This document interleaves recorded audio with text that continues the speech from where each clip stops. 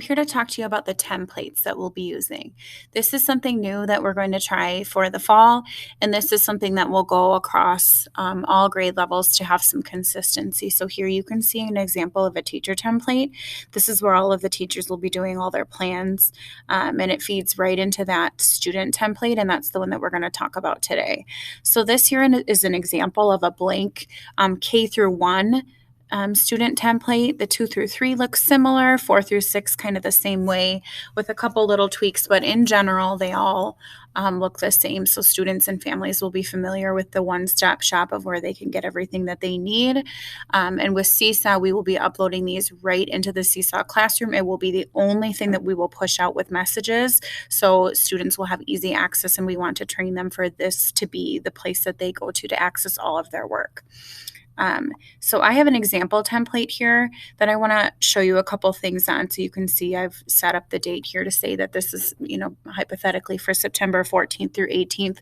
And we're saying that in my class, the first arc of the day will be Encore. So if the first arc of the day is Encore here, the library teacher is responsible for doing all of the hyperlinks here into these classrooms. So you can see there's Mrs. Stanos here. She will have a meet right here. That's what this will be. And she's already linked that in to her own meet. So she's got her own code. When the students click the picture next to her, it will go to an event that she's created on her own calendar.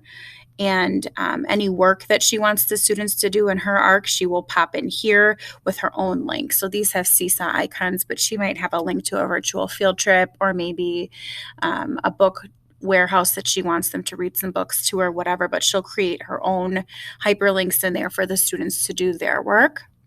Classroom teachers then have the responsibility of the other arcs. So you can see here, my first meet of the day would be my morning meeting in math. So the first thing I want students to do is click this meeting link to meet with me. So I've got this icon in here, and I need to hyperlink this into the meet. Now what we're going to do is we're going to have the same meet link all the time. So in your calendar, you'll set this up to be a recurring event where it starts on whatever day you want it to be. It goes through the span of your day, and it just repeats for the weeks. So say you set it up right away and we ended on September 30th, but we're going to continue virtual, then you'll want to go in and edit that to allow the dates to continue. But then anytime the teacher clicks the link next to your picture, it's always the same link. So in order to share that, I'm going to click on my event. I can either copy and paste this part down here, or I can hit this button, and then I'm going to hyperlink that right into this right here. So I can either right click and do link from there and paste it. Another option would be to click it here and hit the link button up here and paste that link. And you want to do that for all of the ones that the students are meeting with you, because it's the same link all the time. So the students will then go in, click that link to meet with you.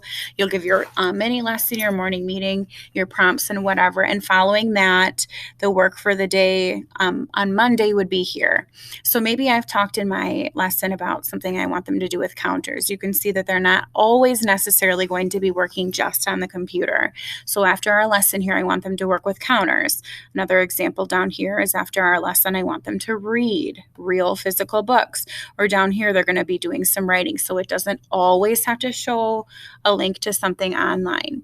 But I do want to show you how you can link activities right into Seesaw. Now, this is something that just is brand new to Seesaw, just came out within the last few days. But we can create a hyperlink so that the students, when they click this, it will take them right to the specific activity that they want them to do. So you can see that my mini lesson was probably about counting. So I want to link a counting activity right into there. So when I go into Seesaw, I need to assign that task. I've already gone ahead and done that. And in my activities, you can see this counting up to 10 activity. I'm going to come here to the 3 dots and this brand new option here, Get Student Link. I'm just going to copy that, and I can paste that right onto my icon when I link it. So when the students click on that, it will take them right to that Seesaw activity. You'll do that for all of your different Seesaw activities here. Let's say here, instead of working with counters, maybe I wanted to do some kind of counter song that I found or a tutorial that I found on YouTube. So I'm going to show you how to do that. So I want to link this to a video that I found on YouTube that is about making 5 using different counters. So here I've got the video. In order to put it in a safe format, I'm going to copy this and I'm going to go to a site that's called safeyoutube.net. I'm going to paste that right into there, and it's going to generate a brand new link for me that's going to be real cleaned up with no ads and a real safe way for the kids to do that. So I'm just going to copy this new link, and I'm going to hyperlink that into my template so that the students can watch a video. You can do these same things with different websites, whatever it is that you want them to do. But each one of these will just be a clickable link. The students get all their work right from here. Whatever icons you want to use, however you want to set it up. This is just another example of a way that you might show them what to do. You're going to meet with one group and the other group does Seesaw.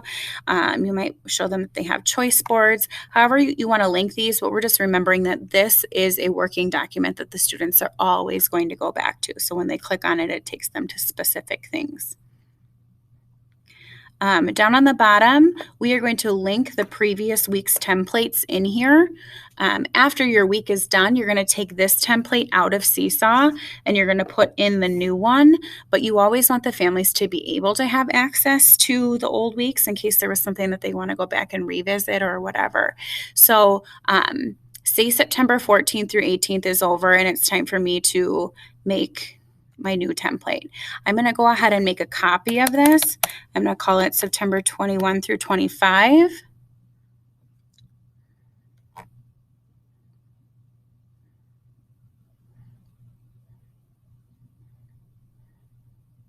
I can remove my links here for the activities, but the link, as long as you keep that ongoing link in your calendar to the morning meets, that link can stay active. That one can stay right in there. Same with your specials link. As long as it's set up in their calendar, it can stay right in there. And then you would go ahead and finish this up, publish to the web to make sure that all the links work, and you saw Mrs. Stanos' video about how to put this into Seesaw. But we want to remember that we always want the families to still have access to this old one. So what you're going to do is you're going to come in here, make sure that this is changed to anyone with the link can view this. You're going to copy this link. And I've got a working document here that you're going to call the previous templates, whatever you want to do.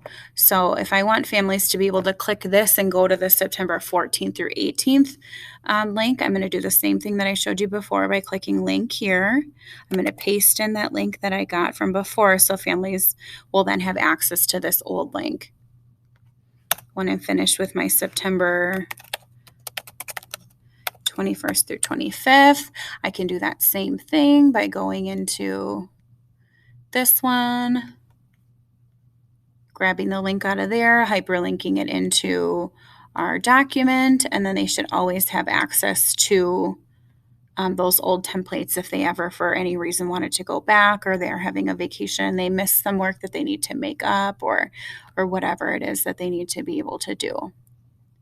We then need to make sure that this document is linked into your template. So you'll do the same exact thing, just in reverse here. So making sure that this is public for everybody to see. Copying this link.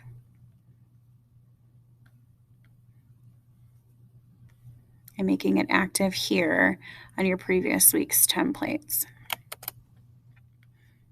Now, as long as I'm continuing to always make a copy of this one to work off of on the next one, those links should stay the same. So this link will always link back. It will automatically update anytime you make an update.